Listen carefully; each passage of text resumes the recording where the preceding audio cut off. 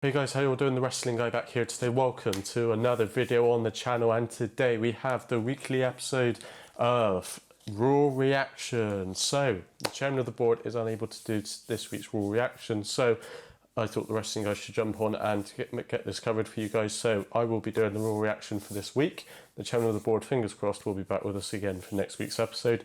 I will try my best to fill his shoes. I know he does a fantastic job, so I'll try my best to live up to his standards here today for Raw Reaction. So, how this works, if you haven't seen it already, is we take everything that happened on this week's Raw, break it all down for you guys, and talk about some of the key points and what this could mean going forward. Obviously, we are a couple of weeks away from our next premium live event, which is Extreme Rules. So, let's see what's happened this week on Raw. If you guys do go on to enjoy, hit the thumbs up button and subscribe and turn on that little notification bell so you don't miss any of the content coming up on the channel. Do feel free to go and follow us again on Instagram. Just look for that Wrestling Guy logo, this one here. We're not difficult to find. All of the links that you'll need are down below in the description and also in the channel banner. Also do listen to our podcast on Spotify, Let's Talk Wrestling, and also feel free to go and check us out on Facebook under WWE Wrestling TV as well. Pushing up to over 800 members on there now, so go and have a look over on there. Some really good stuff going on over there. Right, so we kick things off with the Bobby Lashley versus Seth Rollins match for the United States Championship. I was looking forward to this match all week. I was really excited to this one to see what they were going to do, and this match didn't disappoint. The Almighty had the upper hand for the majority of this match. He obviously had the power and the strength over Seth Rollins, but the Visionary is no slouch when it comes to wrestling. This guy knows what he's doing. He's agile, he's fast, he's strong, he's technical, he's got it all. So he did keep the champ on his toes for a lot of this match. But Bobby Lashley, he's got the power, he's got the strength, and this was shown all through this match. He was shown different ways of using his strength to counter some of Rollins' bigger moves. Like one of my favourite moments of this match was when Rollins went for the curb stomp and Lashley kind of moved him out of the way, kind of showing his power over Rollins, which was really good. The crowd was really into this match. Obviously, right from the start to the finish, the fans were really into both superstars, and I think that both Rollins and Lashley knew this as well, so they were feeding off of the crowd's energy. And if I'm honest, based on the quality of the wrestling and the length of this match, I would have liked to have seen this maybe be the main event. I know, obviously, due to scheduling and whatever, this wasn't the main event, but I would love to have seen this be the main event. I think this was a really strong match. This would have been a really strong one for their main event, so it's a bit of a shame not to see that one on there, but still a really good match to start with. And as we venture towards the end of the match, Matt Riddle would come down to the ring and distract Seth Rollins, and that allowed Lashley to drill Rollins with a spear, 1, 2, 3, and still your almighty United States Champion, Bobby Lashley.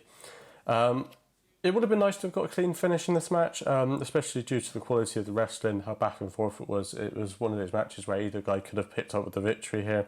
But in WWE's defence, the interference does make sense, as this has now set up for another match between Rollins and Riddle, which we'll talk about later on. My favourite highlight of this match, I just want to say, is Rollins hitting a buckle bomb on Bobby Lashley. I mean, have you seen the size of Bobby Lashley?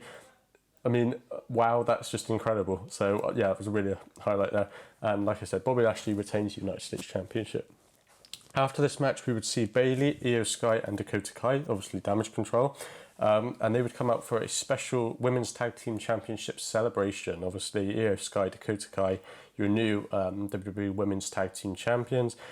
They were confronted by Bianca Belair, Asuka, and Alexa Bliss, and this would result in Bliss challenging Bayley to a match, which would then be the main event of tonight's episode of Raw. Again, really good one, two fantastic wrestlers. We've seen them battle in the past as well, so this was going to be a good one to look forward to. And then our second match of the evening, it was Kevin Owens versus the youngest Money in the Bank holder in history, Austin Theory. So good to have his first name back. Theory would start by attacking Owens as soon as he got onto the apron. Typical Austin Theory fashion, trying to get some extra cheap shots in there, trying to pick up a win as quickly as he can. But the youngest Mr. Money in the Bank, he did give KO quite a fight. But then Kevin Owens showed his experience, showed his talent in the ring, and he started the beat down on Theory. But these two had a really physical battle. It took them all over the ringside area. They were everywhere.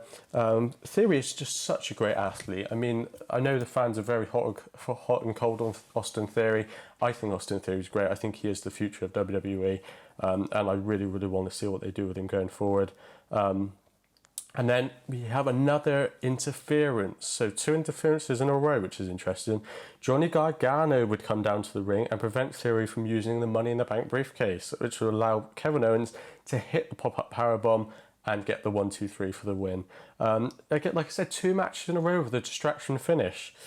I'm not sure how I feel about that, but it does make sense. And I think what kind of gives this match a bit of leeway is the fact that both of the matches to start off were really solid as well. And like I said, the interferences do make sense. It's just bizarre to have back-to-back interference finishes like that. But again, nothing to be stubbed at. 2 really good matches to start Raw this week. And then we'd move on to our third match of the evening. It would be our first tag match of the evening. It's the Brawling Brutes versus the Street Profits. So Ridge Holland and Butch would come out to the ring to give a promo. Obviously, if you haven't watched last week's SmackDown, go and check it out. I did do a SmackDown breakdown on it on the channel, so obviously go back and check that one out if you want to.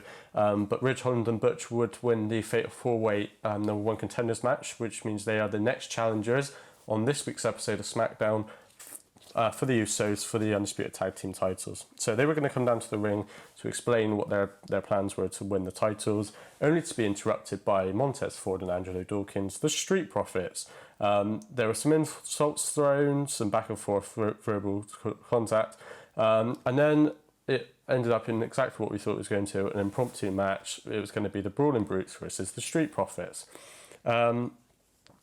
Now, the 2 big men would start this matchup, so we would have Dawkins and Holland start things off. The Brawling Brutes had the Street Profits on the ropes for quite a lot of this match, and they maintained control over them for a little while. But then Ford and Dawkins would get the momentum they need and hit a super blockbuster combo to make things a bit more even again. And after a highly competitive bout, Holland and Butch would score a win. A clean win, our first clean win of the evening, to give them momentum heading into their title shot against the Usos. I think that this match on SmackDown this week is going to be really, really good. I'm a big fan of the Brawling Brutes. I think they're a really good up-and-coming tag team. And the Usos are obviously number 1 at the moment. They are the top of the tag team division in all of wrestling. I still stand by that statement. So this is going to be a clash on Friday, and it's great to see the Brawling Brutes get some momentum heading into that match, because I think it's going to be really good. Our next match on the card was going to be another tag match. It would be the Judgment Days, Finn Balor and Damian Priest versus Matt Riddle and Rey Mysterio. So Dominic Mysterio, Finn Balor, Damian Priest, Rhea Ripley, the Judgment Day. It would come out... Excuse me. It would come out and give a promo about Dominic joining the Judgment Day. Riddle and Mysterio would then come down get ready for their match against Balor and Priest. It was very back and forth, quite a slow, methodical start to the match by the 4 wrestlers. The second half, it had a bit more pace behind it, and we saw all 4 men hit some really impressive moves. This match, again, had outside interference. This match probably had the most outside interference out of all of the matches of the night. Dom and Ripley obviously getting involved, trying to prevent them from Riddle and Mysterio from getting the win. Rollins tried to get involved, but Rey would obviously chase him off with a chair. Rey wanted to make sure it stays as clean as possible. Balor was able to pin Mysterio off with the distraction from the Judgment Day after hitting a coup de grace. The match was good, but the amount of interference kind of hindered this match a little bit, because I wanted it to kind of be more of a focus on the storytelling within the ring. Although I think it is good to see kind of the father and son drama kind of unfold between Dominic and Rey. I really think that's good, and obviously the stuff they're doing with Rhea Ripley as well is great. So it's another win for the Judgment Day. which is great. I think that this is the push that Judgment Day needs, and I'm really excited to see what they do with Judgment Day going forward. I'm hoping that they have a match at Extreme Rules of some kind. We'll have to keep an eye out and see what that is about, but we'll see. After this match, we would see The Miz host an episode of Miz TV. It'll talk about Dexter Lumis terrorising him. He's getting quite passionate and distraught about it. And then we would see Lumis cutting his way through the ring with a huge knife to get in the ring, and he tried to pull the Miz down with him, but Ciampa was able to make the save just before he could. This stuff with Dexter Lumis and The Miz is great. This is really, really good stuff. I've never seen anything quite like this. It reminds me of sort of the time when Bray Wyatt was doing it with The Miz, that kind of creepy stalker type move. So I'm really excited to see. I hope these guys have a match at Extreme Rules, because I think the storyline's really heating up now, and I'm excited to see where it goes going forward. And then we would go to our main event, which is Bayley versus Alexa Bliss, a match that was announced earlier on in the show. Bliss was all over Bayley to start with. You could see the passion, the anger, frustration. This rivalry's been going on for months and months now, obviously, before Clash at the Castle. The leader of Damage Control, though, Bayley, was able to turn things around and clear off the announce table. But the Goddess would use it to her advantage to hit a Rollins senton. This kept the rest of the match really competitive between both women, where there were times where both women thought that we're gonna pick up the win. Then Sky knocked Bliss off the top rope. Again, more interferences. It seems to be a common theme in tonight's episode of Raw. A lot of interferences going on in these matches. And obviously, because Bliss was knocked off the rope from Sky, Bayley was able to score the win and pick up the victory. Like I said, I think this week's episode of Raw had a little too much outside interference. But on the flip side of that, all of the matches were really, really strong, and had some really good storytelling and developments for future episodes, and also Extreme Rules coming up as well. And like I said, Bayley with another win. Also on tonight's Raw, Bayley also challenged Bianca Belair to a title match at Extreme Rules for the Raw Women's Championship. Really, really hope that this happens. We'll have to see if Bianca Belair accepts the challenge. I'm assuming she will. The rivalry between the Asuka, Alexa Bliss and Bianca Belair and Damage Control has really been heating up. And we did see another match announced for Extreme Rules. We saw it was going to be Seth Rollins and Matt Riddle in a fight pit match at Extreme Rules as well. So I'm excited to see what happens there. That is your Raw reaction for this week. I really hope you guys enjoyed. Hit the thumbs up button and subscribe, and I will see you later on in the week for SmackDown Breakdown. We'll see what happens over on SmackDown this week. Hit the thumbs up button. I'll see you in the next one. Thanks, guys.